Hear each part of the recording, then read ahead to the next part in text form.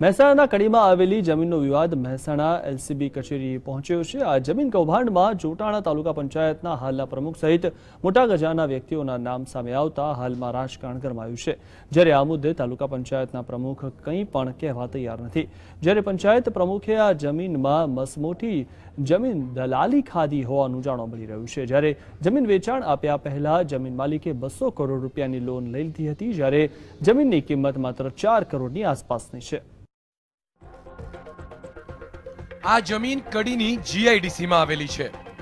આ જમીન અંદાજિત 12 વીઘા છે, પરંતુ વેચાણ આપનાર અને દલાલ બંને રાજકારણમાં પોતાનું નામ ધરાવે છે।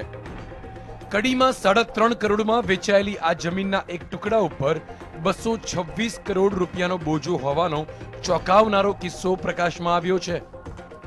અજીબો ગરીબ કહી શકાય તેવા આ જમીન કૌભાંડમાં ચોંકાવનારી વાત તો એ છે કે જમીન ખરીદ્યા બાદ 6 વર્ષ પછી બેંક દ્વારા 226 કરોડનો બોજો હોવાની ખરીદનારને જાણ કરવામાં આવી છે।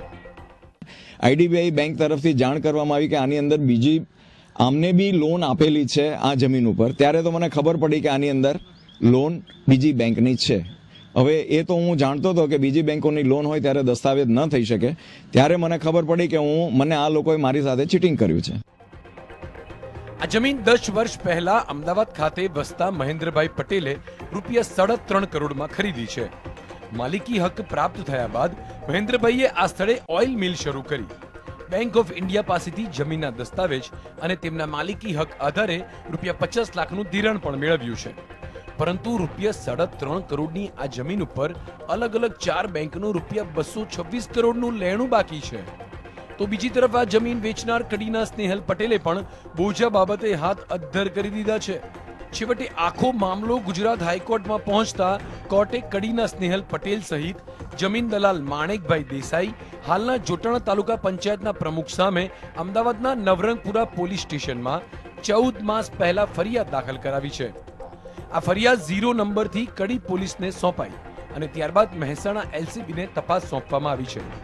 જો કે હજુ સુધી આ કેસમાં પોલીસે કોઈ પણ પગલાં ભર્યા નથી અને તપાસ ચાલુ છે તેમ કહીને પોતાના હાથ ખંખેરી રહ્યા છે।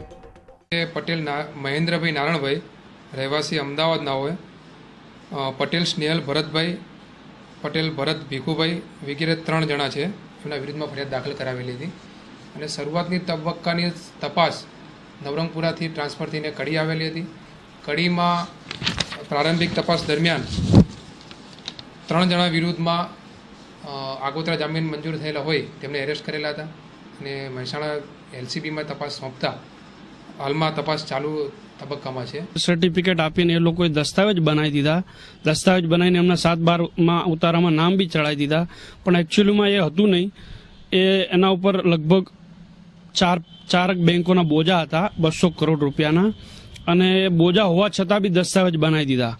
દસ્તાવેજ બનાવીને એમના 7/12માં નામ બી ચડાવી દીધા। એટલે સાહેબ આમાં જે બેંકના અધિકારીઓ છે બધા, એ બેંકના લગભગ બધા થઈને 40 કે 42 માણસો છે, એ બધાના આમાં જવાબો અને બધાના બી તોમતદાર આમાં બનાવી શકાય। એટલે 120B મુજબ કાવતરું કહેવાય સાહેબ।